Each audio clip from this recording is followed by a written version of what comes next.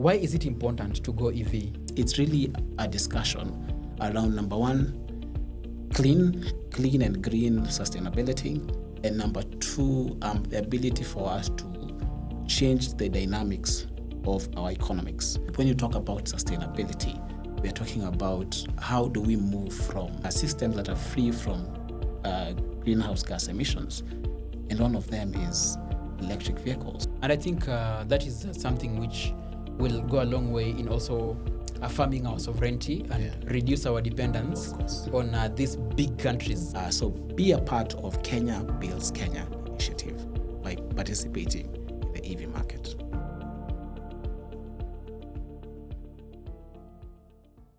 You are right on time for another big conversation on the Executive Review podcast. And on the executive seat, I'm joined by a guest who is familiar to you from the energy sector for an energy conversation, and particularly on electric mobility. Welcome back to the executive seat, my brother. Thank you very much, Rick. Yeah. It's really nice to be here once again. This is a pleasure hosting you. As you guys know, he's called Amkoa Likoko. You have watched him in our previous episodes. An energy economist and consultant working globally and locally to make sure that we are not left behind as Africa in the energy revolution. I will not introduce you further than that because you have an opportunity and a mic before you to tell our audience what you've been up to and also what you do. My name is Rick Okinda. I am a consultant for GME Global. Our firm is based in Argentina and Uruguay, but we have a lot of other offices in other countries like South Africa, Kenya, and other hubs across the globe.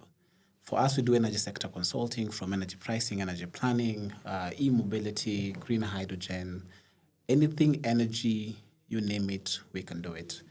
In Africa, we've been currently involved in the National Electrification Program of Ethiopia, as well as the Kenya National Electrification Strategy that was recently launched. And we also are doing other things like the Kenya Generation and Transmission Master Plan, among others. So it's good to be in this energy sector landscape. Wow. Thank you, Amkoa. And also it's a pleasure to host you once again and to advance this conversation on energy and also to reflect on the just ended FIFA World Cup 2026 that had a lot of disappointments. I could see so many people so many people had looked up to some big names ending up at the finals, but somehow many big names left sooner than we expected. And I think also the tournament has taught us many lessons, especially on organization of big events, but most importantly on energy consumption on big platforms. That's true. Because we have seen that all these stages, be it the SoFi Stadium in California or in the Atlanta Stadium or in Houston Stadium in Dallas, in Mexico City, in Canada, in British Columbia, Toronto, and even in the final stage, the New York, New Jersey Stadium, we could see a lot of energy consumption in the display, in the lights, in everything. And I'm sure as an energy economist, you're just like, where's the world going in terms of energy consumption in entertainment? You know, energy consumption can only go up. It can only go up. Mm-hmm. And as countries continue to industrialize, even the sporting areas and creative activity arena, there's still going to be a lot in terms of energy consumption. So you see, even in energy planning, for example, there are things called demand drivers. When we are planning for energy the next 5 years, what is going to incentivize electricity demand? Stadiums are one of them. So in countries like, let's say, the US or in countries like Europe, the energy consumption around stadiums are a big part of the energy planning process. And it's not just about energy planning. The economics around the stadium is significantly high. There are so many, there are parking spaces, there are eateries, there are the ticket sales. That's a whole ecosystem of business around the stadium. So it's quite a big thing. It's quite a big thing, and energy consumption in the world can only go up. But today we are going to talk about electric vehicle mobility and how this revolution is going to also increase energy consumption around our spaces. So Amkoa Likoko, I want us to first begin by understanding what is electric vehicle revolution. What is this kind of revolution? At least we know about the agrarian revolution. We know about the industrial revolution. But what is this kind of revolution that you're talking about? The EV revolution is this transition. It's a big transition because we used for the longest time we used to use internal combustion engines to propel and run our vehicles. But since the early 2010s, discovery around electric motors for use in propelling electric vehicles is becoming a thing that is constantly being researched upon, and it's becoming a conversation in the energy sector landscape. When you talk about sustainability, we are talking about how do we move from emissions that are systems that are free from greenhouse gas emissions, and one of them is electric vehicles. So a lot of countries in their sustainability strategies, in the nationally determined contributions, they want to ensure that zero emission vehicles are now moving into their spaces. And so that is why you're seeing a lot of EVs, especially in Europe, in Asia, in the US, are coming in space, because we want to go below the 1.5 greenhouse gas standards that were provided during the Paris Climate Agreement. So countries are transitioning into that phase significantly high in high numbers. Okay, so when you talk about the EV revolution, especially in terms of consumption of energy, what are we looking at in terms of the objectives of this revolution? What are we aiming to achieve? Because I feel like the EV revolution is not an organic revolution. That's from where I see it. Probably you see it differently. This is not an organic revolution. This is kind of a push. There's policy push. There are meetings happening. The COP meetings that are pushing this. There's so much happening to just push this revolution. It's an artificially induced revolution. Maybe I'm wrong. I know you're not wrong, but countries as countries continue to progress and industrialize, we begin to see that there is a need to transition. Transition is part of economies, right? And with regard to electric vehicles, it's not just because of the fact that it's zero emission. For example, you're seeing countries looking at the fact that they import a lot of, for example, internal combustion engines, and it has a significant impact, for example, on their foreign exchange reserves. Even the cost of importing petroleum, for example, is significantly high in so many countries. So if we can be able to locally assemble our own electric vehicles, why not do that? So you're seeing countries like Ethiopia being able to move into that direction. You're seeing countries like Kenya having over 10, 20 startups in the EV sector, because we are trying to transition into a system that is sustainable for us. And we have energy, isn't it? We have clean energy. We have an abundance of energy resources. We have from solar, from wind, from hydro. All of these things play a big role, because if we can be able to produce energy and it can be able to power vehicles, why should we import petroleum from these other countries? So it's really a discussion around, number one, clean and green sustainability, and number two, the ability for us to change the dynamics of our economics to move into our own self-sufficiency with regard to not being volatile, especially with regard to, let's say, if there's a war in Iran, or if there's a war and the price of petroleum goes high, some countries are able to shield for themselves and say, okay, we have electric vehicles that are running in the system. So that's how the transition is taking place. So it's both on a policy perspective, but also on just a natural transition kind of way. In the interest of our audience, I want us to put a few names on the table that can make them now to see this revolution and realize how close it is to them than they think. And I think for me, what I've seen out there is this thing called EB. I think most of them are bicycles. So EB bicycles, that I think is part of the revolution. Then we have got, you'll help me get the names, with Basigo, which are buses, electric buses. We have got, you told me about Kabisa, which are electric trucks. And then we have got Tesla, which I think most of us know from the internet, from Elon Musk. And I think it's quite popular in the West. For sure. And then we have got Ampersand, which I think most of them are motorcycles. We have got BYDs. BYDs, which I think are popular in Southeast Asia, China, Australia. So you've mentioned quite a lot of them. We have Spyro as well. Spyro is it's also majorly focusing on electric motorcycles. Motorcycles, and we have Rom. has both electric motorcycles and also it has That's also buses. in Kenya? In Kenya. Okay. Yeah, in Kenya. Yeah. But if we let's look at this market. Yeah. When you look at the market, for example, right now as I speak, we have over 9,000 electric vehicles In the country. in Kenya. In the country. Okay. By electric vehicles, I don't just mean electric passenger cars. Yeah. I'm talking about electric motorcycles. I'm talking about personal cars, and I'm talking about buses. Buses. But the largest portion of this is Motorcycles. motorcycles. Yeah. And basically it's because motorcycles have become competitively equal to the internal combustion engine motorcycles. Yeah.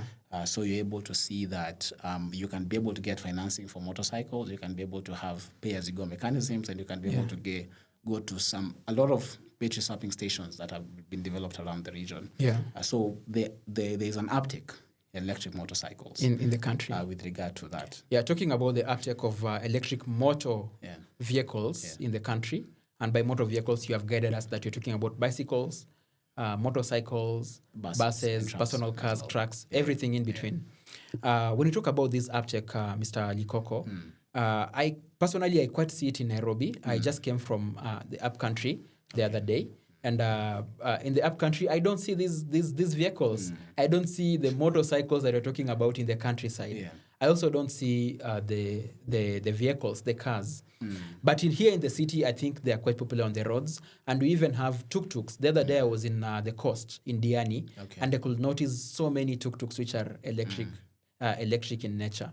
But why don't we have fair distribution of the uptake across the country? Or is it just happening in the cities?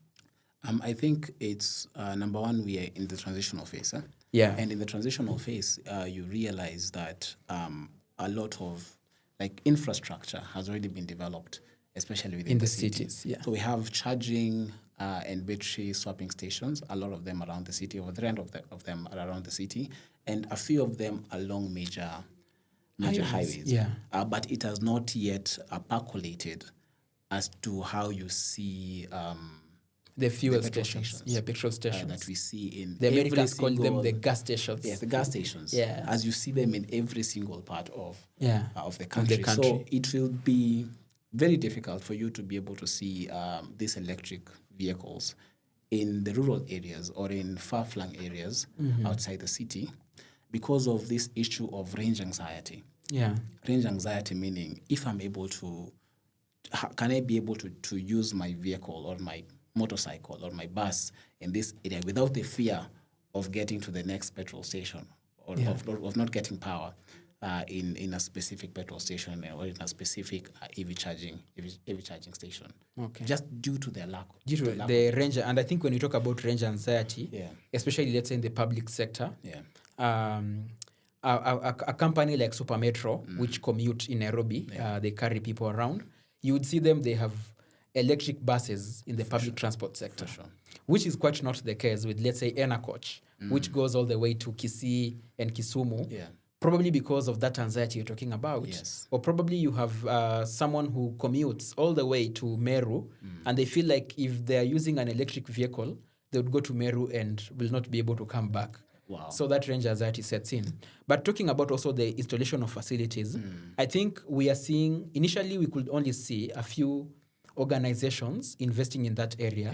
I don't know why it has quite not excited the investment world to set up charging stations at a rate that can be able to help this thing grow. Because for the longest, you've only seen Total Energies being able to partner with companies like Ampersand to do the charging stations for these bicycles. I think lately I've just seen Rubies have announced that they're also going to put up Basigo also.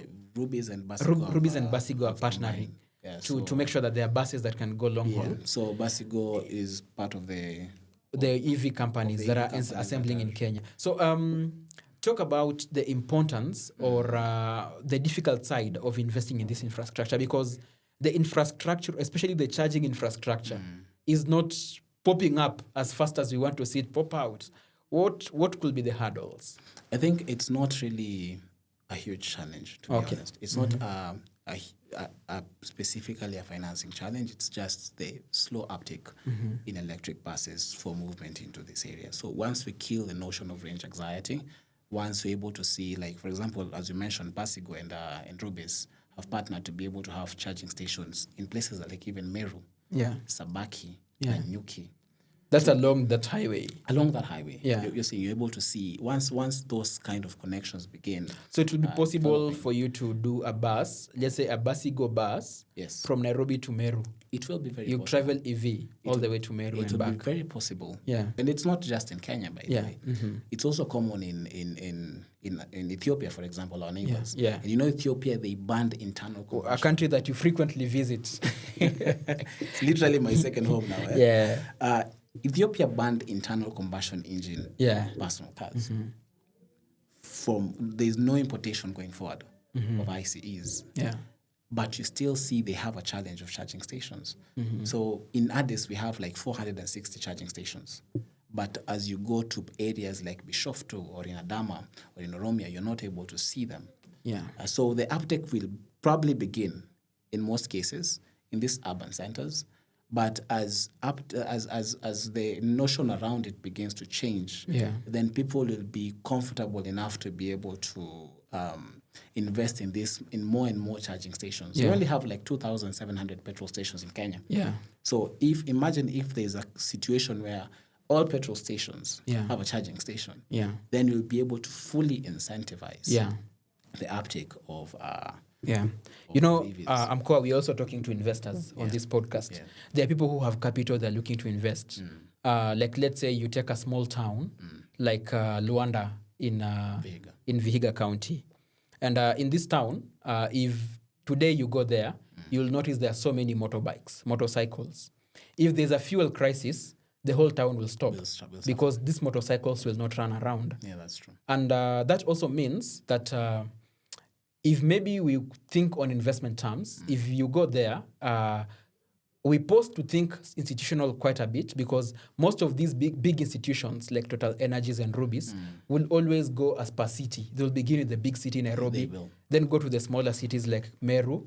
And then by the time they get to Luanda, it will be, let's say, people of Luanda would have taken longer to receive electric motorcycles. Or maybe it could be another town in the coast. Yeah. It could be Voi, it could be Motate. So can this investment be from smaller people? The way we see smaller investors investing in fuel pumps, such that you go to a very small market that is not even like as large as you may think, but you'll get something like a pump for where motorcycles will be able to refill. Yeah. So can we have smaller people, the way we have small people investing in smaller pumps for filling petrol, also investing in charging stations? How possible is that? It's very possible, because recently in 2024, 2023, the regulator, Energy and Petroleum Regulatory Authority, was able to publish guidelines on charging stations and battery swapping infrastructure. So those guidelines are there. So it's very possible for a pool of investors to say, oh, come on, let's get together, let's find a connection with, because of the influx of petrol stations, it's very easy to just partner with petrol stations and be able to develop such schemes. It doesn't have to come from big names or big startups that are already in the market, provided that the standards for charging are the same, such that the bus for Basigo or the electric truck from Kabisa is able to charge at that same infrastructure without any challenges. That is really possible. Okay. Yeah. When you talk about battery charging, battery swapping, what do you mean? Battery swapping is basically a system in which you realize that we have electric motorcycles, and most of these electric motorcycles run on two batteries. Yeah. Each battery has a range of around 130 kilometers. So on a normal day, you might find them that they're able to maybe do, let's say, 600 kilometers, but the range is 130 for one battery. So if you have two, that's around 260. So for a motorcycle that wants to go for longer periods, or that does not have enough power, they're able to go to a station and pay some amount to be able to swap their batteries with batteries that are fully charged at a certain price. Okay. Right? So in other words, as a motorcyclist, Yeah. you would own the motorcycle, Yeah. but the person providing the charging business will own the batteries. You can own the batteries. Okay. Because the thing is, it's swapping. It's like the gas cylinder. You go with your gas cylinder. Yes. You leave it at, and then you get the other You gas get cylinder. another one. Okay. But there are those ones who can also, the beauty of now those batteries is that you can also charge them at home. Yeah. But in most cases, you find that even with charging at home, these motorcycles still go for distances and distances. So on a normal day, they might not be able to, they will exhaust their capacity completely. And so they'll have to just go and pay for another fully charged one instead of waiting for some time to charge it. And you just go and change the batteries and take those ones that are there. So that's a very big business, especially for a lot of investors. Wow, Yeah. wow. Let's go back to the discussion we are having and look at, you had mentioned about Ethiopia, and we have many other African countries that are probably on the same journey, but probably will stick to Ethiopia. What have you seen happening out there that is already setting pace for a Pan-African EV revolution? Yeah. You see, Ethiopia is a very interesting country. By banning internal combustion engines, you left the country no other choice. You get. Yeah. You left the guys on the road no other choice. The only choice they had was we need to switch to electric vehicles. So right now the number of electric vehicles in Ethiopia are over 100,000. It's because of that policy shock. Yeah. There was a time They were banned. Like they were banned. they're contraband. Hey, remember the time the national... It's like what happened to Kenya with the plastic bag the plastic bag movement. Then when NEMA said no plastic no bags. more plastic bags. And then we had what we call the Uhuru bags. Yes. So when what happened with that is that now the market had to shift, isn't it? Yeah. You have to respond to that shock. Yeah. And with that case, you see now, if you go to Ethiopia right now, you'll see a lot of BYDs. There are BYDs already in Ethiopia. And a lot I only noticed them in Australia when a major shipment was being done to Australia. I didn't know they're already in Ethiopia. They are running in Ethiopia. In fact, our very good ambassador, Haile Gabriel Selassie, the runner, I think he has the exclusive importation rights for BYDs. For BYDs. Yes. And that's just because of policy direction. It's a policy direction. So what you mean is that you cannot buy a new motor vehicle or a new motorcycle that is of combustion burning in Ethiopia. You can't. It's impossible to bring in the country. You cannot do that. Man. The rule is already... Then the revolution is real. It's already out. Yeah. So for Kenya, for us, we are just looking at market dynamics. Yeah. So there are some small incentives, like the president recently mentioned that there's going to be an import duty exemption for the first 100,000 EVs. Yeah. There is also going to be some subsidized toll and parking fees for EVs. There are going to be VAT exemptions for EVs. So it's just a small way to incentivize EV uptake. Yeah. But that is going to be a bit slow than a market which says going forward, we are not importing internal combustion engine vehicles. Yeah. Okay. And why is it important to go EV?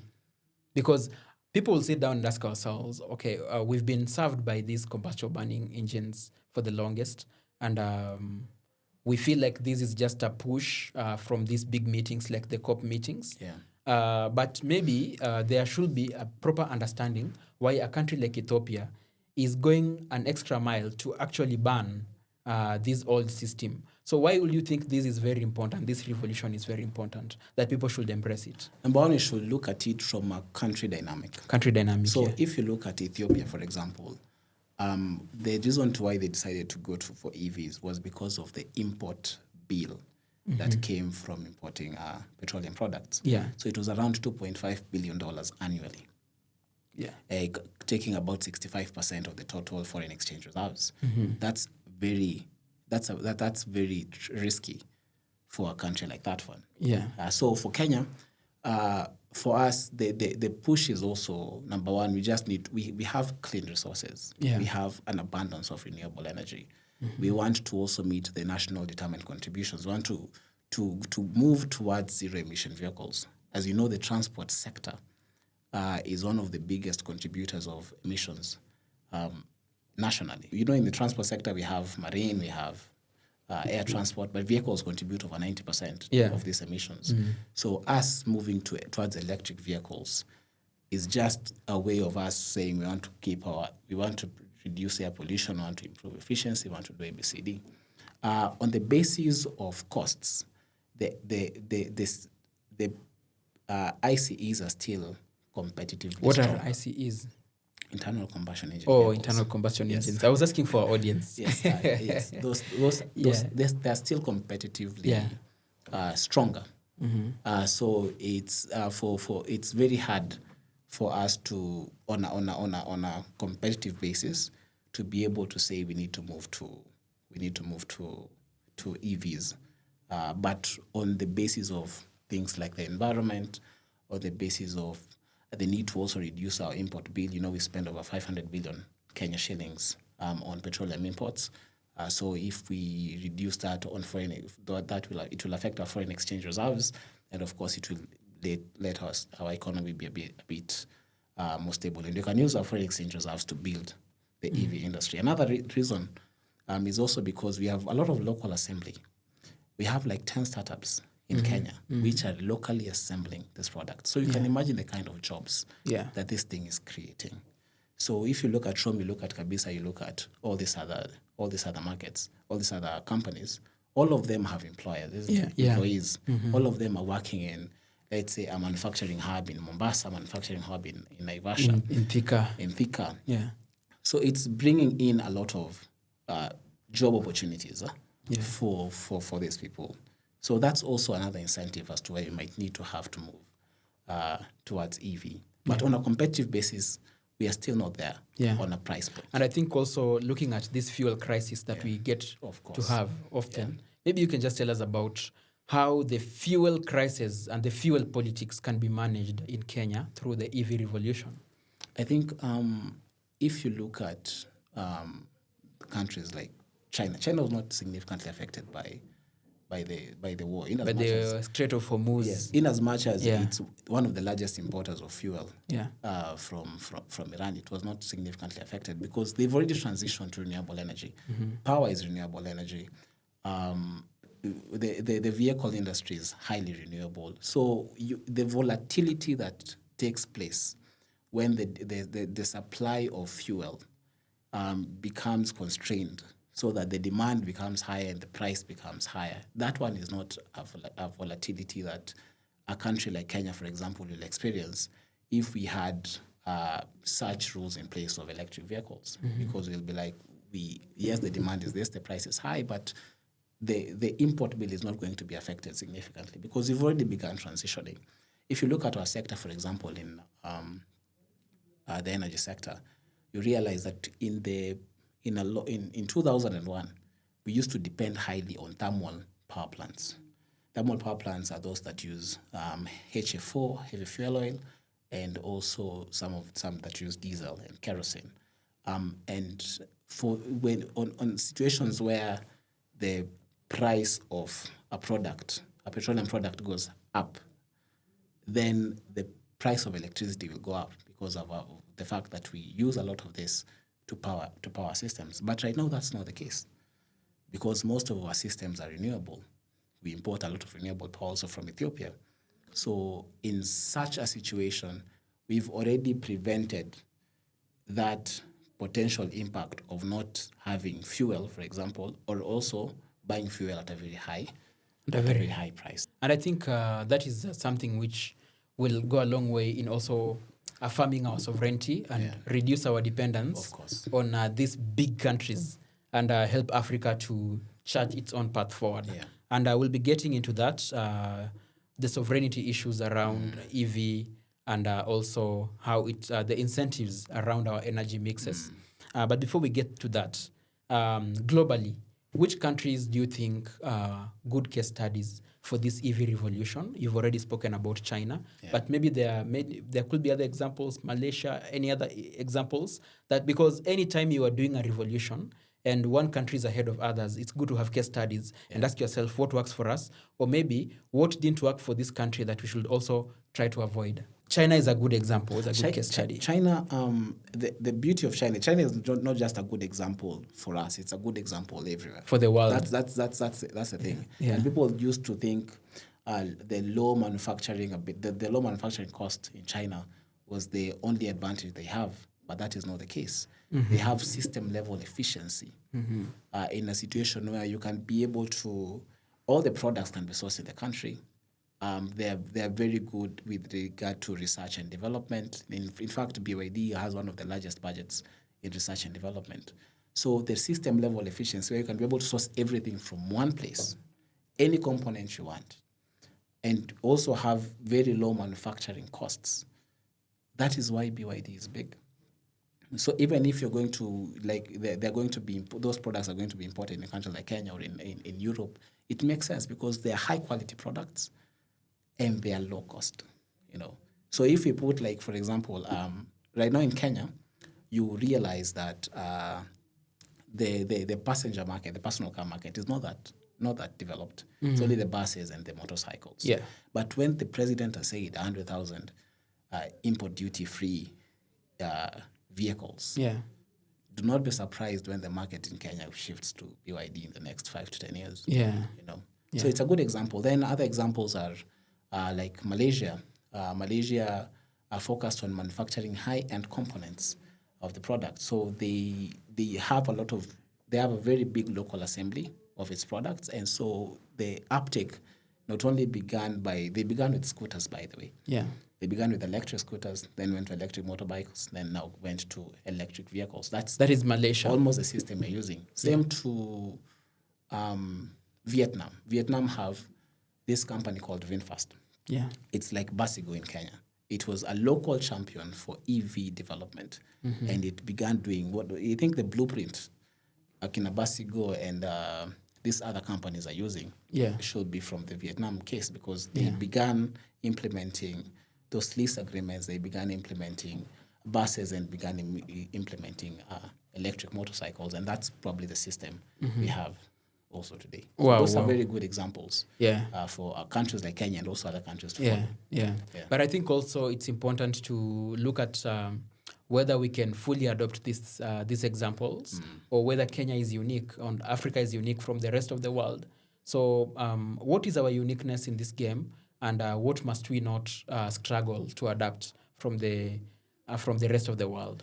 I think what we need to realize is that for example, with regard to importation of products from countries like China, we need to realize that we are in cooperation and not in competition.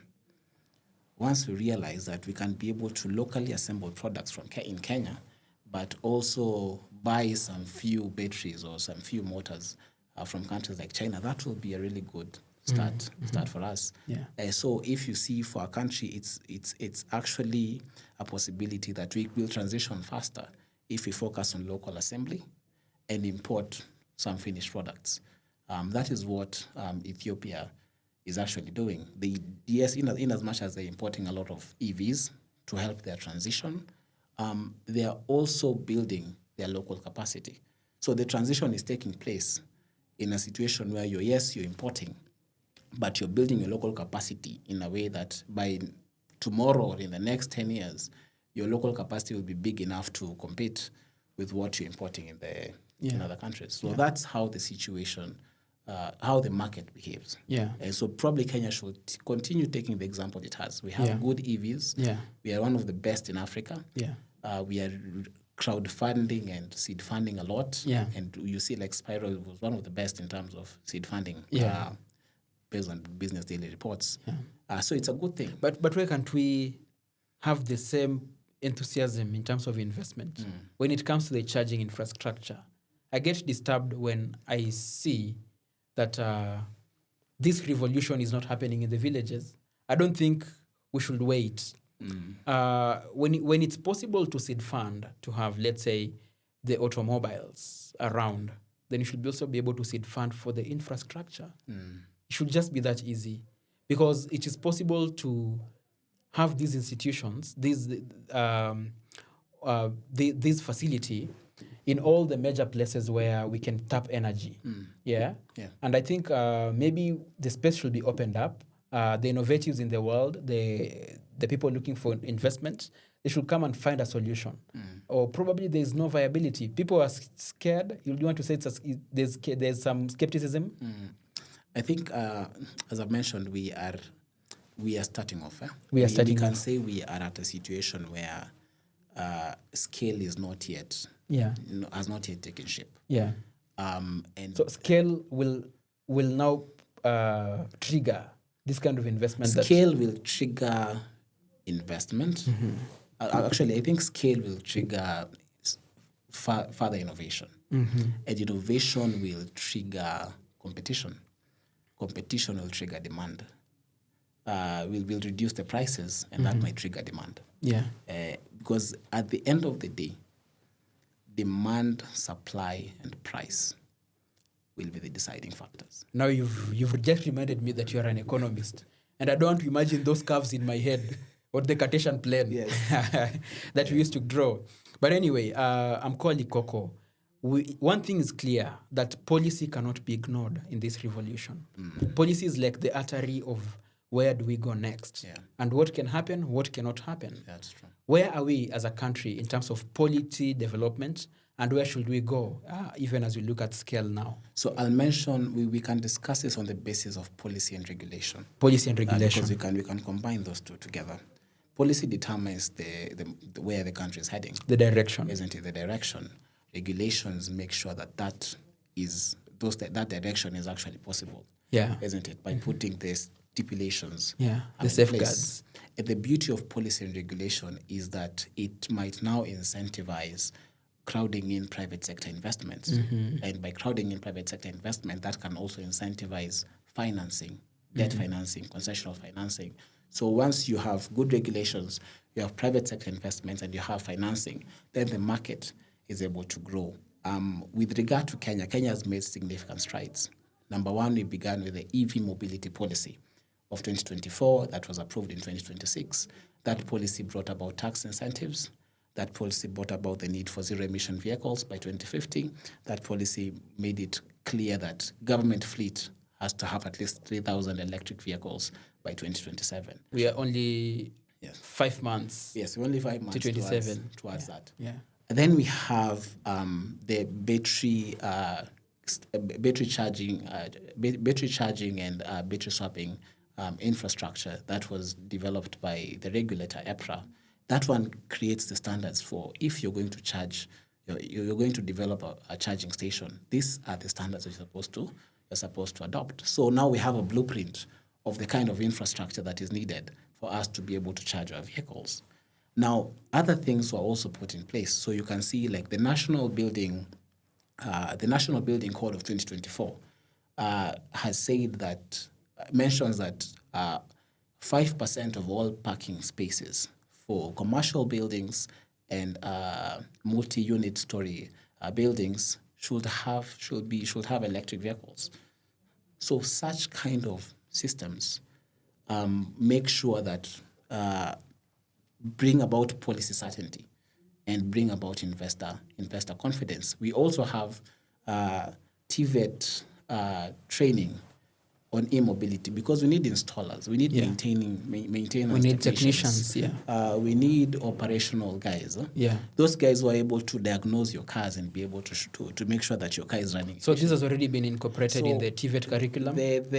What has happened is a gap in policy analysis was done based on the existing curriculum, and now recommendations towards a curriculum that incentivizes the use of e-mobility or that has e-mobility as part of its system is now being discussed and being developed. So once you have such systems in place, then the regulatory clarity is precise. And investors are like, okay, now this is a market in which I would like to invest in because I am sure there's going to be return, and I'm sure there are incentives, I'm sure there's clear guidelines on a lot of other things. The last thing, we also have the electricity tariff for electric vehicles, implying that the regulator brought it, and it stipulates that we have peak and off-peak rates. So if you charge your vehicle at a peak rate when all of us are using electricity, there's a specific tariff for it. But if you charge it when all of us are sleeping during off-peak hours or during the day hours, then there's a lower tariff for it. It's at 8 shillings per unit, and at 16 shillings per unit for the peak seasons. So such things incentivize investment in electric vehicles. Wow. Yeah. Wow. You are a well of wisdom. It's just oozing out. And I think we'll be able to, those of us who are interested in EV, will replay this video just to get it right. Yeah. And for this, I think it's a very important video also to investors, because there's a lot of investment opportunities that someone who is passionate about finding opportunities to pump in money and have returns out of it will be able to see just from this conversation. That is true. And we will not be able to tell them more, because this is like a whole masterclass. I think I want us to look at some of the mega announcements in the market that are likely to just excite this revolution. And for me, one such kind of thing is Toyota announcing that they're now going heavy on electric vehicle. You know, for the longest, when you talk about EV, it's been a talk about Tesla, and at some point we had BYD coming in. We've spoken about these small companies that are now local and regional. But you see, Toyota is one brand that has carried this sector, the auto sector, for decades. People have grown up knowing Toyota as the car in front of you. And when they announce that they're going EV, that's a big statement. I don't know what that makes you feel. I think it's a realization that the EV market is up for grabs. That's what I see. Yeah. Because the transition was more Tesla, and when Tesla began, it was not.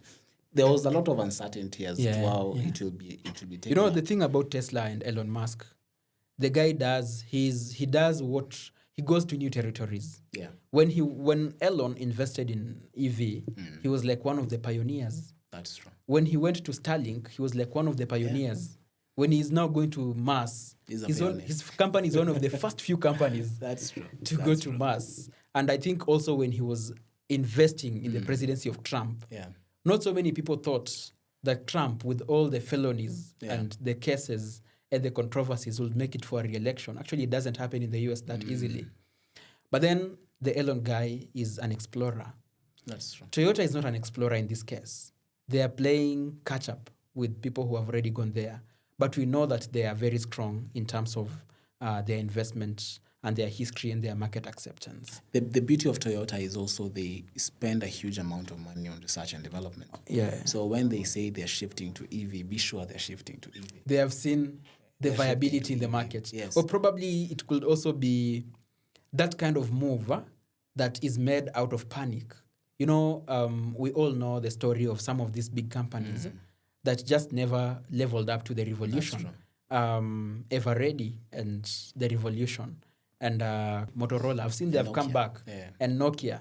We should be using those Nokia smartphones as much as we are using the Samsung and iPhones. But somehow they missed the moment. And now they're playing catch-up. So could be Toyota have done their R&D and have noticed that if we don't get into this space... Yeah, I think when, especially with now BYD coming in and taking up a huge space in Europe and taking up a huge space in Australia and taking up a huge space in Africa, Toyota is realizing that this is also a market that we have dominance in. Yeah. And we can be... They're not really playing catch-up because I will still say the EV market is nascent. It's still nascent. They still have a chance to be able to be leaders in EV. Yeah. The beauty of it is that the more the competition, the greater the innovation. Yeah. The greater the innovation, the lower the price of this. The competition is good for the market. It's good for the market. Because now I'm going to be able to buy the EV at a slightly lower cost than what I would have done if we only had one player in the market. Yeah. It's like the telecom story in Kenya. Yeah. At some point, we had a few players. And then the investment in telco was quite huge, because I think for you to run a telco business, you needed to open up boosters and a lot of infrastructure across the country, which until today is very expensive. That's true. But the fact that a company like Safaricom came and was able to overtake companies that came ahead of it, like Telcom and Kensel, it tells a story of the possibility of innovation, even changing prices, because today you're able to even buy airtime at smaller rates as opposed to those days 10, 15 years ago when you had to buy 250 to make a phone call. That is in Kenya shillings. So, Mr. Likoko, we've spoken about the automotive sector in terms of the revolution, but I think also this revolution is bigger than just the automotive sector. When you talk about electric revolution, serving safe energy consumption or zero emission, trying to go towards zero emission. And one big sector in the world today is the aviation sector. That's true. There's one map that is normally shared by IATA about the number of flights in the skies at any given point in time. And you realize we live in a day and time where there are so many aeroplanes in the skies. Yeah, that's true. Probably 100 years ago, there were not so many aeroplanes in the skies. I think actually 150 years ago, there were completely no aeroplanes in the skies. That's true. There were no cars on the roads. Yeah. Today they're here, and we have new challenges in terms of emissions. Yeah. Talk about aviation and this revolution. The beauty of this transition is sustainability. It's not about electric vehicles. You realize that a lot of industries, aviation, the maritime industry, are also shifting to sustainable fuels. Oh, we are going to have Yes. water vessels that are EV. Not really EV, but they're having, like for aviation now, we have the sustainable aviation fuel. Okay. The ESAF. ESAF. That's a product of sometimes green hydrogen, sometimes of methanol.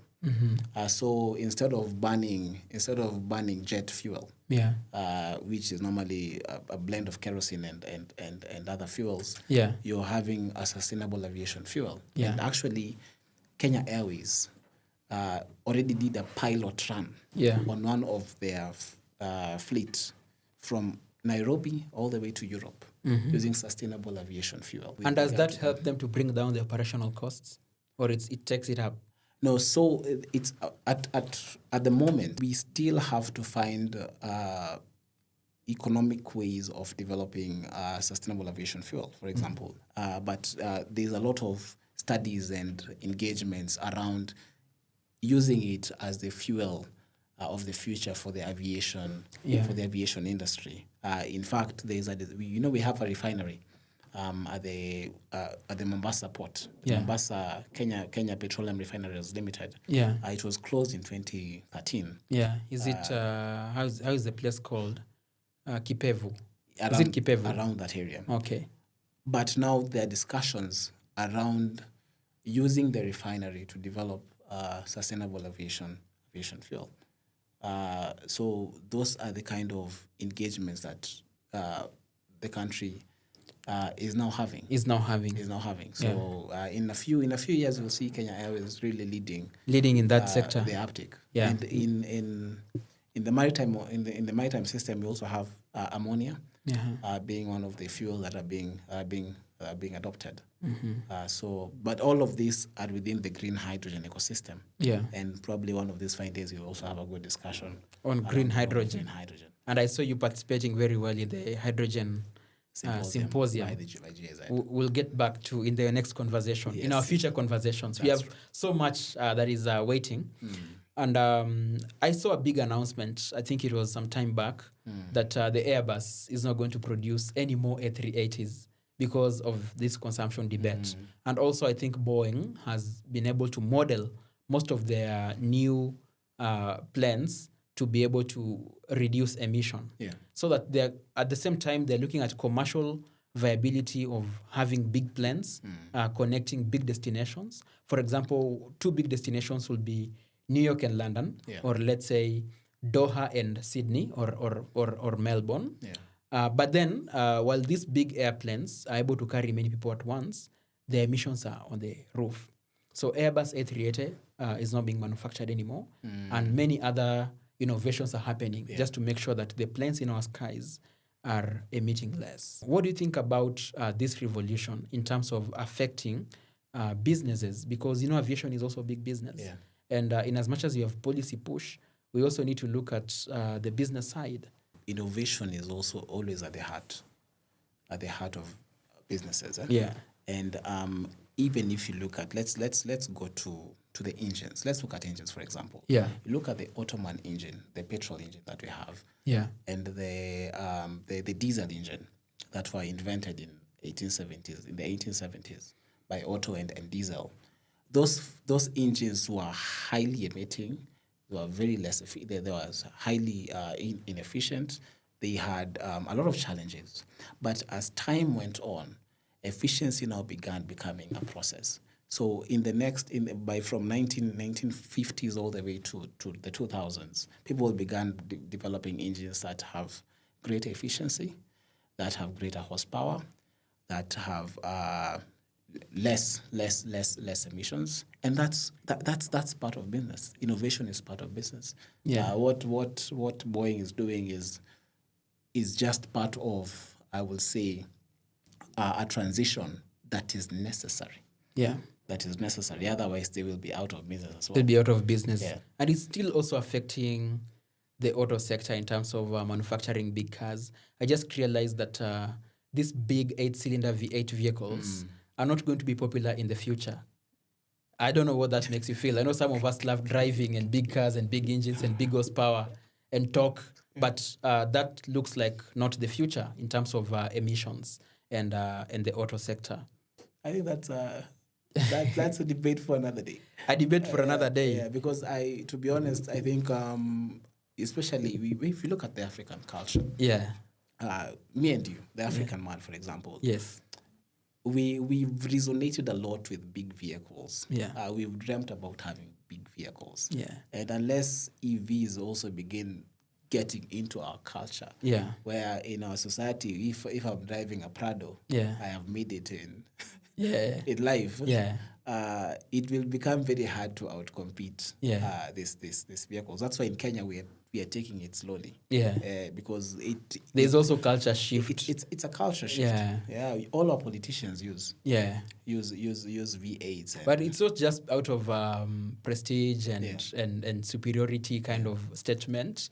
I think also the performance. There's need to market the performance of these new EV vehicles. That is true. So people can be able to see they can equally perform, and therefore you should not be worried. Yeah. That one I agree with you 100%. Performance is also a big part. It's a big part. It's a big part of it. But as we also mentioned, culture also plays a role. Mm-hmm. If you go to Ethiopia, you'll see the kind of BYDs that they're having. They're not small cars. They're big cars. They're big cars.